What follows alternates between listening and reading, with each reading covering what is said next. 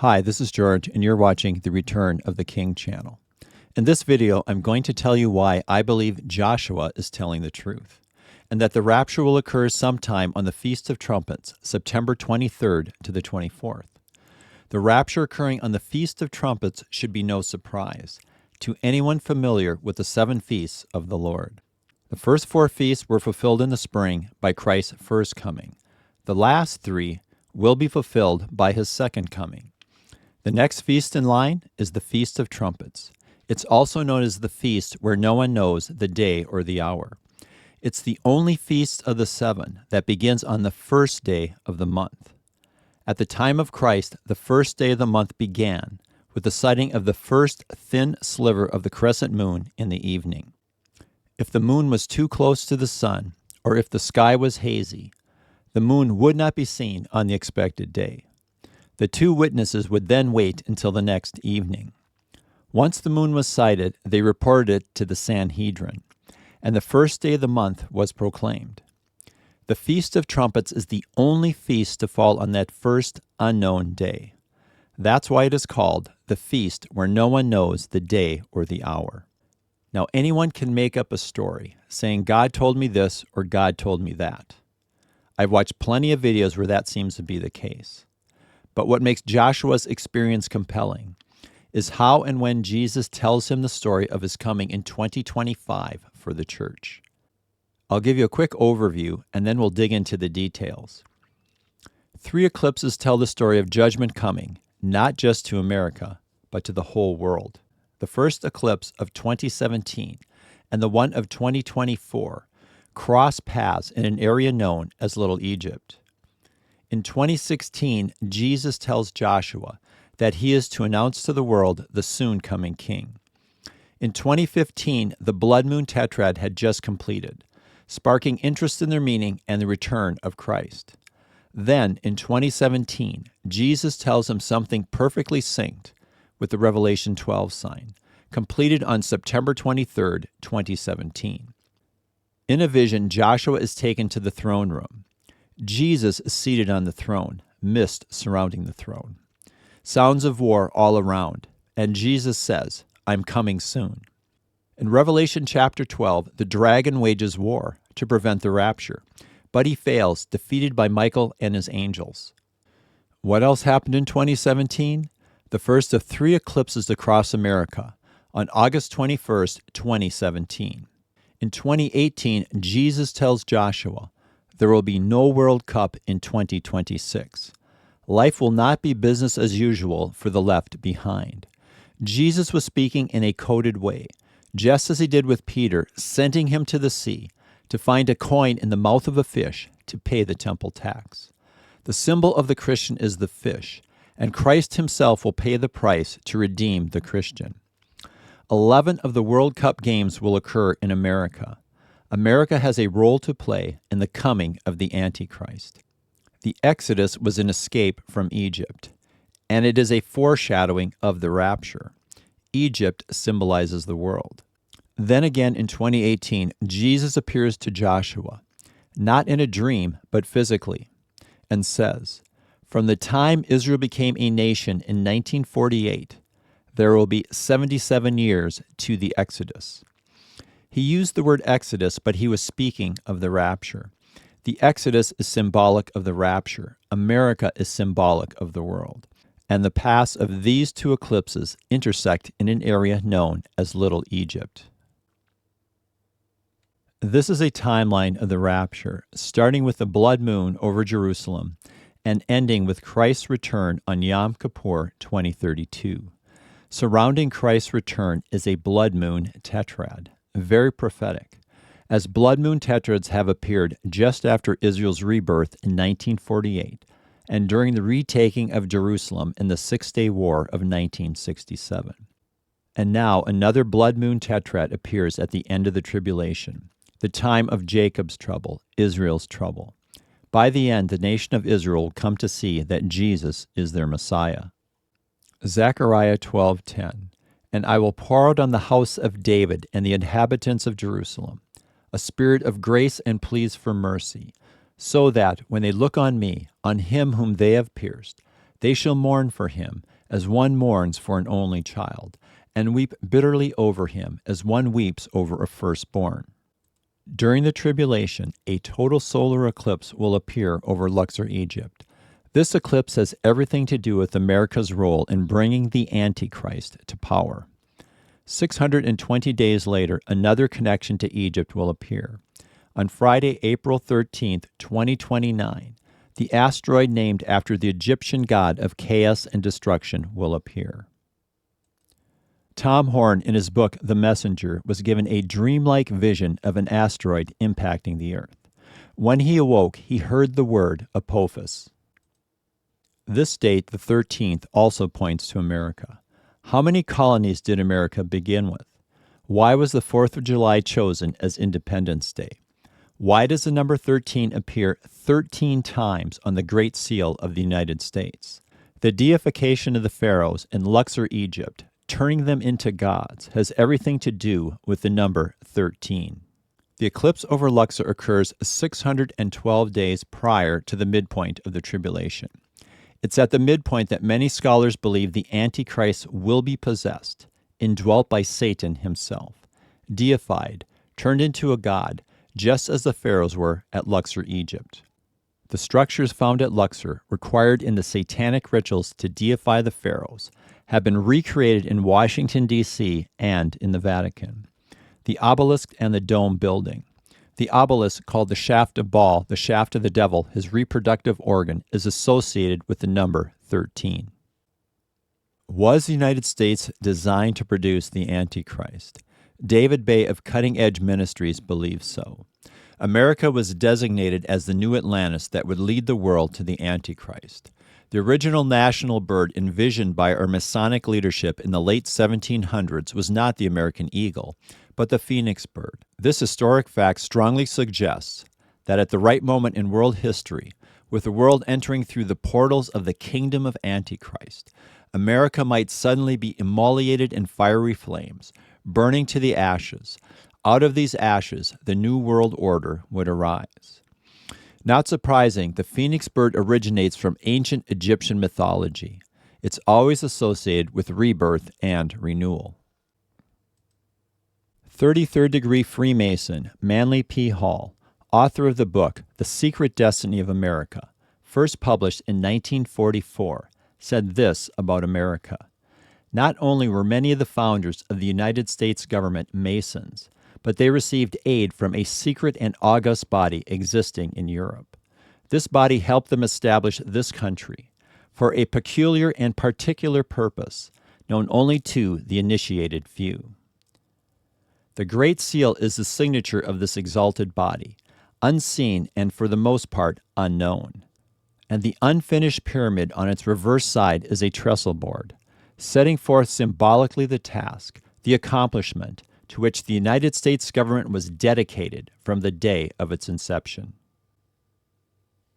Like 33rd degree Freemason Manly P. Hall, 32nd degree Freemasons Franklin Roosevelt and Henry Wallace understood the secret meaning contained within the Great Seal. The idea of using the seal on coinage or currency began with then Secretary of Agriculture Henry Wallace in 1934. Wallace got the idea after reading a State Department publication titled The History of the Seal of the United States. Wallace writes, turning to page 53, I noted the colored reproduction of the reverse side of the seal.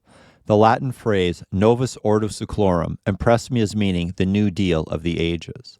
I was struck by the fact that the reverse side of the seal had never been used. Therefore, I took the publication to President Roosevelt and suggested a coin be put out with the obverse and reverse sides of the seal. Roosevelt, as he looked at the colored reproduction of the seal, was first struck with the representation of the all-seeing eye, a Masonic representation of the great architect of the universe. Next, he was impressed with the idea that the foundation for the new order of the ages had been laid in 1776, but that it would be completed only under the eye of the great architect. Roosevelt, like myself, was a 32nd degree Mason. He suggested that the seal be put on the dollar bill rather than a coin and took the matter up with the Secretary of the Treasury. He brought it up in a cabinet meeting and asked James Farley, Postmaster General and a Roman Catholic, if he thought Catholics would have any objection to the all-seeing eye, which he as a Mason looked upon as a Masonic symbol of deity. Farley said no, there would be no objection. When the first draft came back from the Treasury, the obverse eagle side was on the left of the bill, as is heraldic practice. Roosevelt insisted that the order be reversed so the phrase of the United States would be under the obverse side of the seal. Here are Roosevelt's initials, and here's where he made the request to switch the pyramid and the eagle. The numbers 3 and 13 are very important in Freemasonry. The Latin phrase annuit coeptus means he has favored our undertakings. That he is the Masonic God, symbolized by the all-seeing eye. This phrase has 13 letters. The Latin phrase Novus Ordo Seclorum means a new order of the ages. It has 17 letters. This Roman number has 9 letters. When you add 9 and 17, you get 26. 26 is 13 times 2. In order to reduce this phrase to 17 letters, they chose a medieval form of the word seclorum. In classic Latin, seclorum is spelled like this, with one additional letter, the letter A. The sum of these two sets of letters equals 26. 26 divided by 2 gives you 13. Add this phrase of 13, and you have a total of 3 sets of 13. The number 3 is historically connected to the deities Apollo, Osiris, and Nimrod. The total number of original states was intentionally set to 13. In the Bible, the number 13 is the number of rebellion, apostasy, defection, corruption, disintegration, and revolution. The asteroid Apophis, named after the Egyptian god of chaos and destruction, and most likely wormwood, the object from space that impacts the Earth near the middle of the tribulation, will strike the Earth on Friday the 13th, 2029. Why did the founders choose to celebrate Independence Day on July 4th? Because it's 13 days from the summer solstice. 13 is the number that represents the return or resurrection of Osiris, the one we call the Antichrist. The information I'm going to share with you on the number 13 comes from Freemason David Ovason and is found in the book Zenith 2016 by Tom Horn. Based purely on the Great Seal symbolism, the trinity these 3 sets of the number 13 denote is authoritatively identified as Osiris, Horus, and Isis, the pagan versions of Father, Son, and Holy Spirit, respectively. The use of the number 13 in this way also connects the Great Seal to the mythological and astrological significance of the legend of Osiris as the dying and rising god. It was evidently so important to maintain this talisman-like value, 13, that other phases of the design and layout of Washington, D.C. were coordinated accordingly, says Ovason. This includes the laying of the White House cornerstone on October 13, 1792 by Masons, and the 4th of July signing of the Declaration of Independence, 13 days after the summer solstice, so that the sun would be on Sirius. In Egyptian mythology, the sun represented Osiris, while the star Sirius symbolized Isis. And 13 was the number of pieces of Osiris that Isis was able to find after Seth, his evil brother, murdered and threw 14 pieces of him into the Nile. Isis searched the riverbank until she recovered every piece except for his genitals, which had been swallowed by a fish. She replaced the missing organ with an obelisk and magically impregnated herself with Horus. Therefore, in Masonic as well as in ancient Egyptian mythology, the number 13, used a total of 13 times on the Great Seal, counting front and back, is a number that represents the return or resurrection of Osiris, the one we call the Antichrist. Washington, D.C. is set up, just like Luxor, for a spiritual purpose. Luxor is where the deification of the pharaohs occurred. The city of Luxor was designed to incarnate the sun god Horus into Pharaoh. It involved an obelisk and a dome building. The Washington Monument is the tallest obelisk in the world, at the official height of 555 feet, 5 1/8 inches. In inches, that's 6,665.125. That height, like the use of the number 13, is deliberate. The intended height was most likely 6,666 inches. The accuracy of a measurement on a structure of this height can easily vary by plus or minus 1 inch. From Kathy Burns' book, Masonic and Occult Symbols Illustrated, the obelisk is a long-pointed, four-sided shaft, the uppermost portion of which forms a pyramid. The word obelisk literally means ball's shaft, or ball's organ of reproduction. This should be especially shocking when we realize that we have a gigantic obelisk in our nation's capital known as the Washington Monument. Not only does Washington, D.C. have an obelisk, it also has a dome building, as does the Vatican. The Vatican is set up to empower the second beast, the false prophet, the Pope. And Washington is set up to incarnate the antichrist with Satan, just like Luxor, Egypt, was set up to incarnate the Pharaoh with a demonic entity.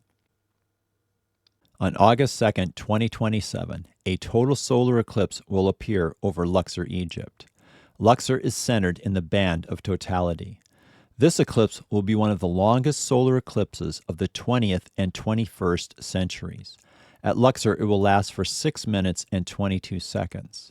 The maximum duration of totality will be about 250 kilometers southeast of Luxor. It will be 1 second longer, 6 minutes and 23 seconds. The number 23 shows up once again. Everything that Jesus tells Joshua has a purpose, and that purpose is to give credibility to what Jesus is going to tell Joshua about his return. Jesus tells Joshua, on the 23rd and 24th of September 2025, I will come to take my church. He then tells Joshua, then after there will be a 7 years tribulation on earth on those left behind. And then he says, on the 15th of September 2032, I will return to earth as king. The dates that Jesus gives for his return are based on today's modern Jewish calendar. It no longer uses the sighting of the crescent moon, but is mathematically based. We know exactly what phase the moon is in without having to see it. On today's modern Jewish calendar, the Feast of Trumpets, Rosh Hashanah, begins at sunset on the 22nd and ends on sunset on the 24th. All of the festivities will occur on the days of September 23rd and 24th, the exact 2-day period of time given by Jesus. In 2032, Yom Kippur begins at sunset on September 14th and ends on sunset on September 15th. Jesus tells Joshua that he will return as king on the 15th of September. That's an exact match to today's modern Jewish calendar. The tribulation is known in the Old Testament as the time of Jacob's trouble, Israel's trouble, not the church's. God's desire is not to punish people, but to bring them to repentance and salvation. The rapture occurring on the Feast of Trumpets should get the attention of today's Jewish rabbis. Hopefully, the rapture will not be seen as punishment to Christians, but as a wake-up call as to who Jesus is, the Messiah. In conclusion, when you look at the timeline of the next 7 years, the timing of everything is perfect. The year of Jubilee begins on October 3rd. The tribulation will then begin with the enforcement of the covenant several weeks later around October 23rd. The theme of the Jubilee is return and restoration. It's also about God's vengeance. Christ is going to begin to take his kingdom back from the ruler of this world, Satan. At the same time, he will pour out his wrath on all those who have aligned themselves with the dragon. By the end of the tribulation, Israel will come to recognize Jesus as their Messiah, fulfilling Zechariah 12:10.